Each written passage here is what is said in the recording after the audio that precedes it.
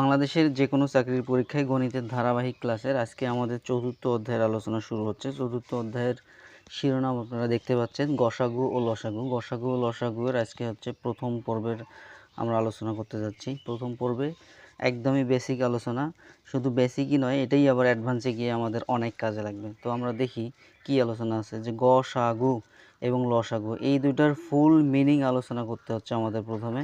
তো গসাগু এর মিনিং হচ্ছে, গসাগু এর পুরো অর্থ হচ্ছে গরিষ্ঠ সাধারণ গুণনীয়ক, যার ইংলিশ হচ্ছে হাইয়েস্ট কমন ফ্যাক্টর।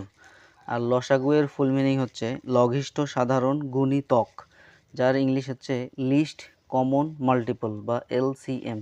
তাহলে গসাগুকে সংক্ষেপে আমরা এইচসিএফ বলতে পারি, লসাগুকে সংক্ষেপে এলসিএম বলতে পারি। এখন এই দুটা নামের কেন এত তাৎপর্য? আমি মনে করি ব্যক্তিগতভাবে 80% প্রশ্ন এই অধ্যায়ের হয়ে যাবে যদি আমরা এই দুটা নাম ভালোভাবে শিখি। 80%, এটা কোনো গল্প নয়। আপনারা যদি ভালোভাবে বুঝতে পারেন নাম দুইটার তাৎপর্য, তাহলেই বুঝতে পারবেন। গরিষ্ঠ, গতে গরিষ্ঠ সাধারণ গুণনীয়ক। গসাগুয়ের সময় কিন্তু দেখেন একটা বিষয় পার্থক্য, গুণনীয়ক আর লসাগুয়ের সময় হচ্ছে গুণিতক। আপনারা কয়েকবার বলে পড়ে এটা মুখস্থ করে ফেলবেন। গসাগু মানে হচ্ছে গরিষ্ঠ সাধারণ গুণনীয়ক, লসাগু মানে হচ্ছে লঘিষ্ঠ সাধারণ গুণিতক। এরপর গুণিতক কি সেটা আমাদের জানতে হবে, গুণনীয়ক কি সেটা আমাদের জানতে হবে। গুণিতক হচ্ছে কোনো সংখ্যাকে অন্য কোনো সংখ্যা দ্বারা গুণ করলে যে সংখ্যা পাওয়া যায় তাকে প্রথম সংখ্যার গুণিতক বলে। এখানে ত্বক বলা হয়েছে। ত্বক বিষয়টা কি, যে আমরা যখন শীতকালে কিছু খালি গায়ে থাকি, তার উপর একটা স্যান্ডো গেঞ্জি গায়ে দিয়ে দিই, তারপর হচ্ছে হাফ হাতা, ফুল হাতা, এরকম শার্ট, জ্যাকেট, কম্বল, যত কিছুই বাড়ে না কেন সবগুলো আমাদের কি বাড়ে, সেগুলো আমাদের ত্বক বাড়ে। এই তার মানে আমরা মূল একটা ছিলাম, সেইগুলো আমাদের যতগুলো বৃদ্ধি হচ্ছে সেগুলো আমাদের ত্বক বেড়ে যাচ্ছে। তাহলে ত্বক মানে কি, বাহিরের সংখ্যা বা বড় সংখ্যা, অর্থাৎ একটি সংখ্যাকে অন্য কোনো সংখ্যা দ্বারা যদি গুণ করি তাহলে যা পাওয়া যায় তাই হচ্ছে গুণিতক। তাহলে একটি যদি সংখ্যা নেই আমরা 6, যে কোনো সংখ্যা নিতে পারি, 6 এককে 6 একবার গুণ করলে 6, দুইবার গুণ করলে 12, তিনবার গুণ করলে 18, তাহলে এরকম করে 1 কোটি বার, 10 কোটি বার, 100 কোটি বার পর্যন্ত এটাকে যত খুশি তত বাড়ানো যাবে এবং যেটাই হবে এর থেকে উৎপন্ন সেটাই হবে গুণিতক। তাহলে গুণনীয়ক কি, একটি সংখ্যাকে যতগুলো সংখ্যা দ্বারা ভাগ করা যায়। পার্থক্যটা একটু ভালোভাবে খেয়াল করুন, ওখানে ছিল আমাদের গুণ আর এখানে হচ্ছে ভাগ করা যায়, এর সবগুলোই ওই সংখ্যার গুণনীয়ক। তাহলে গুণনীয়ক কি, 6কে কী দিয়ে ভাগ করা যায়?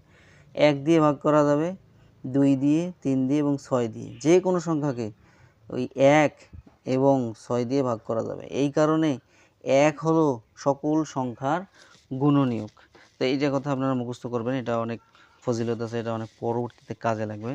এরপরে আমরা দেখি কি আলোচনা আছে। এরপরের আলোচনা হচ্ছে যে এটা সম্পর্কে আরও স্পষ্ট ধারণা হওয়ার জন্য আমাদের দুটি সংখ্যা খেয়াল করতে হবে।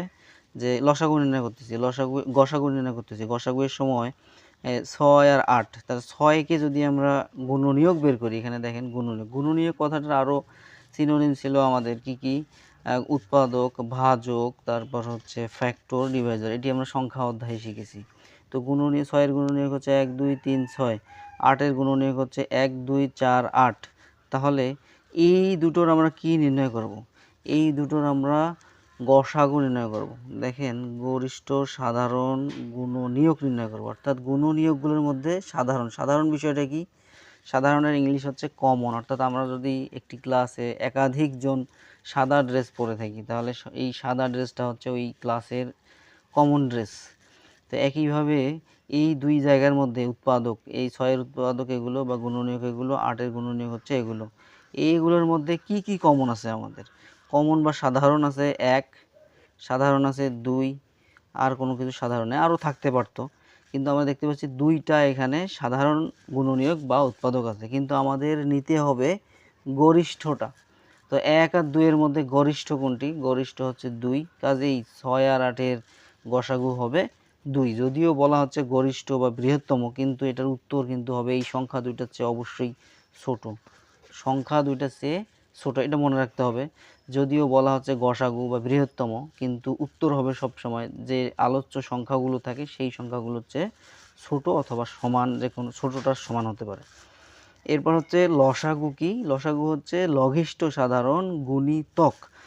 ওখানে ছিল গুণনীয়ক, এখানে হচ্ছে ত্বক। আর ত্বক মানে কি সেটা আমরা দেখছি। ত্বক মানে হচ্ছে এই স্তর বাড়া, 6-এর উপরে যতগুলো কিছু গুণ দিব সেগুলোই হচ্ছে তার ত্বক, আবার 8কে যত কিছু দিয়ে গুণ দেব সবগুলোই হচ্ছে তার ত্বক, গুণিতক। গুণ করতেছি জন্য এটার নাম হচ্ছে গুণিতক। তাহলে এখন কি নির্ণয় করবো আমরা? লঘিষ্ঠ বা ছোট মানটা নির্ণয় করব। কিসের ছোট মান? সাধারণ, গুণিতকের সাধারণগুলো। এখন কি কি এখানে সাধারণ আছে বা কমন আছে? এখানে আমরা দেখতে পাচ্ছি এখানে 24 কমন আছে। তারপর আর কি কমন আছে? 48 কমন আছে। এরপরে যদি আমরা আরও যেতাম, এরপর পাইতাম এখানে 60, এরপর পাইতাম 66, তারপর এখানে 64 আছে, তারপরে পাইতাম 72, এভাবে যাচ্ছে। তো 64-এর সাথে 8 যোগ করলে 72, এইভাবে তার সাথে আবার 80, এইভাবে আমরা 8-এর গুণিতকগুলো অনেকগুলো পেয়ে যাব। তাহলে কি কি কমন যাচ্ছে? এখানে 3টা সংখ্যা আমরা এগুলোর মধ্যেই 3টা পাইছি, 24, 48 এবং 72। কিন্তু এটা কিন্তু শেষ হয়নি, এটা আরও চলতেই আছে এবং যত কিছু গুণিতক করব যে কোনো পয়েন্টে পয়েন্টে গিয়ে আমরা এই কমন গুণিতকের দেখা পাবই। কিন্তু আমাদের নির্ণয় করতে হচ্ছে লসাগু। তো লসাগুর পুরো অর্থটা কী ছিল আমাদের?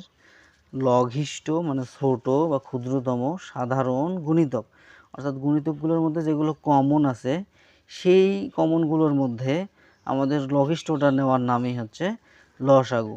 তাহলে এই 24 হচ্ছে এই একাধিক 72, 48, 24-এর কমন হচ্ছে এই 6, 8-এর লসাগু। আর আবার এই 24কে যদি আমরা গুণ করি তাহলেও কিন্তু একটি নির্দিষ্ট পয়েন্ট আসবে। 24 দুগুণে 48, 3 24-এ 72। তো সবগুলোই কিন্তু 6 এবং 8 দ্বারা নিঃশেষে বিভাজ্য হবে। এগুলো আমাদের পরবর্তীতে বিভিন্ন অঙ্কে কাজে লাগবে। তো আপাতত গসাগু এবং লসাগুর মূল সেন্সটা আমি আশা করি আপনাদের বোঝাতে পেরেছি। তারপরেও না বুঝতে পারলে আবার ভিডিওটি দেখুন অথবা কমেন্টে লিখতে পারেন। তো এরপর আমরা শিখব যে লসাগু বের করার নিয়ম। কিভাবে আমরা লসাগু বের করব। তো আমরা সাধারণত ইউক্লিড পদ্ধতি বা সিঁড়ি পদ্ধতি ব্যবহার করে লসাগু বের করতে পারি। আপনারা জানেন যে 6 আর 8-এর লসাগু কীভাবে করতে হয়। যে ইউক্লিড বা সিঁড়ি পদ্ধতি ব্যবহার করে এটা 3 আর এটা 4, তারপর আর না গেলে এই বাইরের সবগুলো সংখ্যা গুণ করলেই আমাদের লসাগু হয়ে যাবে। তো এটা আমি এখানে দেখাচ্ছি না, আমি আপনাদের যেটা দেখাবো সেটা হলো যে মুখে মুখে কীভাবে লসাগু বের করা যায়। মুখে মুখে বা সহজে। অনেক সময় আমরা বড় অঙ্ক করতে যাই, বড় অঙ্কের একটা পার্ট হিসেবে এই লসাগু বিষয়টা চলে আসে। এই কারণে আমি এখানে দেখব যে লসাগু কীভাবে বের করা যায়। নাম্বার 1 নিয়ম হচ্ছে ভিন্ন ভিন্ন হলে উভয় রাশির গুণ করতে হবে। অর্থাৎ দুইটা ভিন্ন সংখ্যা কেমন? একটাকে যখন আরেকটা দিয়ে ভাগ করা যাবে না বা যাদের কোনো কমন ফ্যাক্টর থাকবে না সেই সংখ্যাগুলো লসাগু আমরা নির্ণয় করব গুণ করে।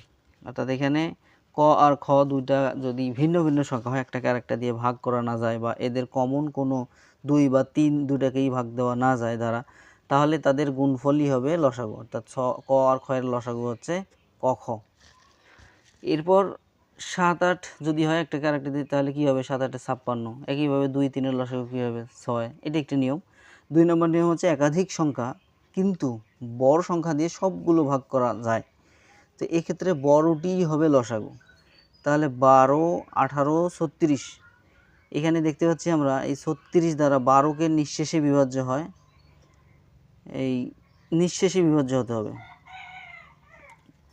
তারপর 18 দিয়ে 36কে নিঃশেষে বিভাজ্য করা যায় এবং 36 তো 36 দিয়ে ভাগ করা যায়।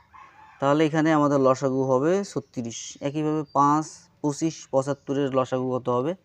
যদি বড়টা দিয়ে সবগুলো নিঃশেষে বিভাজ্য হয়, আমরা দেখতে পাচ্ছি 75-কে 25 দ্বারা এবং 5 দ্বারা নিঃশেষে বিভাজ্য করা যায়। এই কারণে 75ই হবে এখানে লসাগু। 3 নম্বর নিয়মটি কি? 3 নম্বর নিয়ম হচ্ছে নিঃশেষে বিভাজ্য না হলে।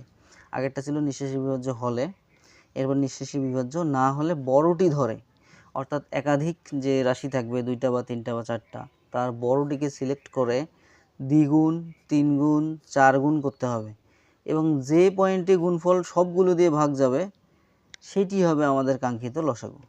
অর্থাৎ 4, 6, 8 এই 4 6 8 মধ্যে আমরা দেখতে পাচ্ছি 8 দ্বারা 4কে ভাগ করা যায়, কিন্তু 6কে মানে 6 দিয়ে ভাগ করা যায় না। তাহলে 8 6 4 এর লসাগুটা কত হবে? আমরা 8কে বাড়াবো। কীভাবে বাড়াবো? 8-এর দ্বিগুণ করব। 8 দুগুণ 16 হয়, তারপর দেখব এই সবগুলো ভাগ করা যায় কিনা। তো 16কেও 4 দ্বারা ভাগ করা যায়, কিন্তু 6 দ্বারা করা যায় না, এই কারণে 16 এর লসাগু হবে না। তারপর 8কে 3 গুণ করব। 3 8 24, 24 দ্বারা 6কে মানে 24কে 6 দ্বারা এবং 4 দ্বারা উভয় সংখ্যা দিয়ে ভাগ করা যায়, এই কারণেই 24 হবে আমাদের এখানকার লসাগু। এরপর হচ্ছে 6 10 20, এটা লসাগু কত হবে? তো 20 দ্বারা 10কে ভাগ করা যায়, কিন্তু 6 দিয়ে যায় না, মানে 20কে 10 দ্বারা করা যায়, কিন্তু 6 দ্বারা করা যায় না।